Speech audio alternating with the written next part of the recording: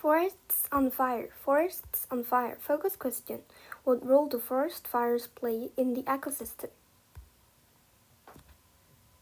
Yellowstone on fire. Yellowstone is America's oldest national park and one of its best loved. With its hot, dry summers and close-packed lodgepole pines, the park is no stranger to forest fires. Until 1988, the park's largest fire on record covered 25,000 acres and more than 2.2 million acres. Yellowstone is big enough to handle such fires now and then. During the summer of 1988, though, the park saw a set of huge fires. Most of the fires were started by lightning. Careless people started others. Some fires started in forests outside the park and burned their way in.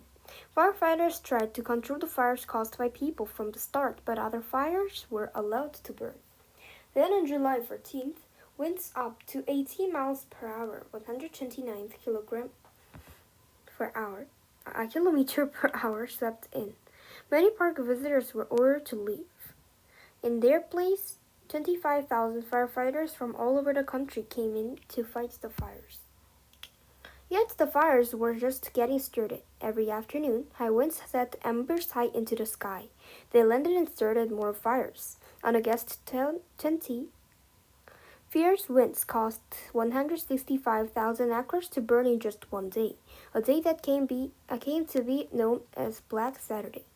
Firefighters fought the flames for nearly 2 months. By September 11th, rain and early snow finally came to the rescue, dampening fires that thousands of firefighters could not. By then, 44.5% of the park had burned, including the forests surrounding the park. 1.2 million acres, an area nearly the size of the state of Delaware, had burned. Viewing the devastation, many observers criticized the park's decision to let the natural fires burn. They described the park as ruined. Those fires raised many questions. Was Yellowstone ruined? When does it make sense to let a wildfire burn? Does a wildfire serve any purpose except to destroy? Do you know? 1 square mile equals 640 acres. The 1.2 million acres that burned in 1988 are equal to 1,875 square miles, 4,856 square kilometers. Costs to fire. Forest fires are often destructive and sometimes deadly. In the case of severe forest fires, superheated gases can reach 1,600 degrees Fahrenheit, 871 degrees Celsius. Blasts of heat have cracked boulders and have unmelted chainsaws. Types of fire. There are 3 types of forest fires: ground fires, surface fires, and crown fires. A ground fire travels low to the ground and sometimes underneath it. It feeds on ground fuel and rarely shows a flame. You might walk right over it and not even know it's there. A surface fire stays low but burns hotter, burning trees and brush. When it grows fierce enough, it turns into a crown fire. Crown fire are the big fires. They can travel 10 miles, 16 kilometers per hour. Flames can reach up to 300 feet, 91 meters. A single forest fire can include all 3 types of fires. In 5 to 15 minutes, a fire can release as much energy as an atomic bomb. Several fires can destroy property, homes, and the lives of humans and other animals. When fire has burned the plants that hold the ground in place, the landscape becomes more vulnerable to flooding and landslides. Smoke from big fires causes pollution and breathing problems. Even hundreds of miles away, the sky turns brown and smells of smoke. Nationwide, wildfires burn millions of acres each year. The United States spends more than $1 billion to fight them. Do you know? Lightning strikes 8 million times around the world each day. Every year in the United States, lightning is the cause of an estimated 14,400 fires. Causes of fire. In the United States, the western region has the most forest fires. This part of the country has many forests and hot, dry summers during which lightning is common.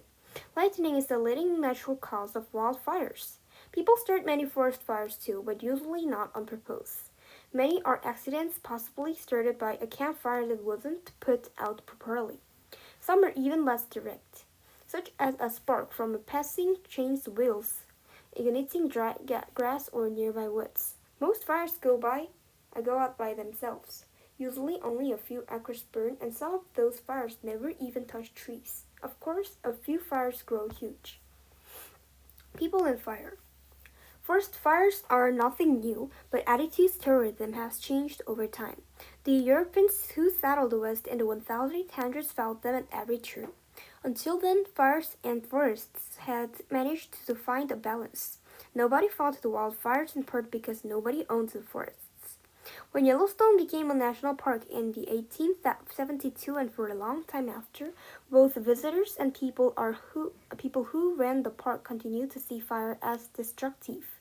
The early caretakers of national parks and forests thought that putting out fires was just good stewardship. In 1935, the U.S. Forest Service established a rule about putting out all fires the day after they started. This all sounded sensible at the time. After all, putting out fires protects the forest, right? Adapted to fire. Actually, many forests are equipped to survive forest fires. In fact, fire often benefits the native plants and animals in these forests.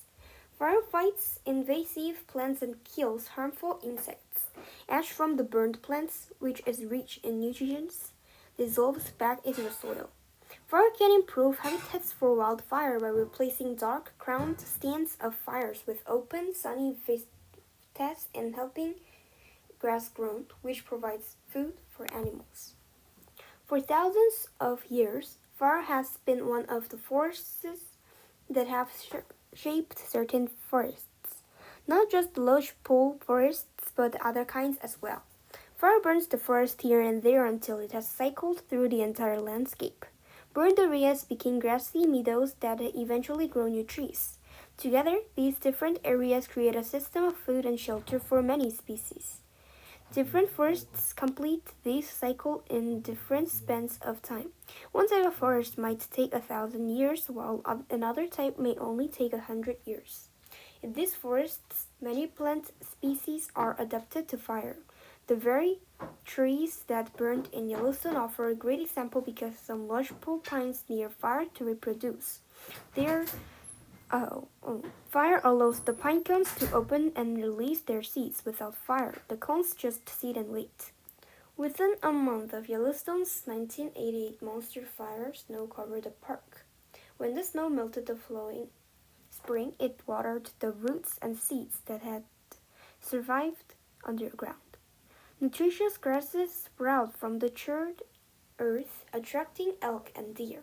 Wildflowers bloomed the next spring and summer. As it turned out, the burned park wasn't ruined after all. Too much fuel. Many people can find it hard to adapt to fire. Everyone knows fire is dangerous and can cause great damage. People's view of the forest can vary greatly. Some may see the forest only as a source of wood, grass for cattle grazing, or a beautiful spot to pitch a tent, not as an ecosystem that sometimes needs to burn. Viewed that way, it seems only logical to put out forest fires. Yet not letting fires run their course can cause a problem for forests and people alike. Without fire, needles, bush, and logs build up over time. Once a fire does start, the built-up debris on the forest floor causes the fire to become more savory. Too much fuel can make a fire almost impossible to control. Many severe forest fires have burned across the West in recent years, while other factors, such as climate change, have also played a role. Most forest experts agree that these severe forest fires are caused by too much fuel on the ground, and stamping out so many wildfires is to blame. Fighting fires is also expensive. Since 1960, an annual cost to federal, state, and local governments to fight wildfires has grown from less than $100 million to more than $3.3 billion. This huge expense takes money away from programs that clear trees and bush in high-risk areas. Programs that would prevent or at least reduce the scope and severity of fires. Too many people. So, why not let some of these fires burn? In some remote places, that's possible. The trouble is, there aren't as many remote places there once were because people keep moving in. Since 1990, areas near U.S. wildlands are being developed at a rate of 2 million acres per year. That's about 3 acres per minute. Between 1990 and 2008, 10 million homes were built as U.S. wildlands near urban areas. Many are at high or very high risk of wildfire. It's no surprise, then, that more homes are burning. In the 1960s, about 200 homes a year were lost to wildfires. By the 2000s, an average of 2,070 homes burned in wildfires each year. In California alone, wildfires destroy an average of 700 homes every year. That state spends $165 million each year to homes lost to or damaged by wildfire. California spends millions more trying to keep those homes from burning in the first place. Letting fires burn near these homes is risky, yet we now know that it's also risky if none of these fires are allowed to burn. Rethinking fire. When a wildfire burns, it's hard to remember what something too destructive is also too productive. Yellowstone is living proof that it is. After the 1988 Yellowstone fire, that gray stands of lodgepole pines covered the mountains for miles. Today, those trees seedling form lush stands of young trees that grow taller every year. Someday their offspring will do the same thanks to fire. Wildfire serves a role in nature. People need to consider that role. In some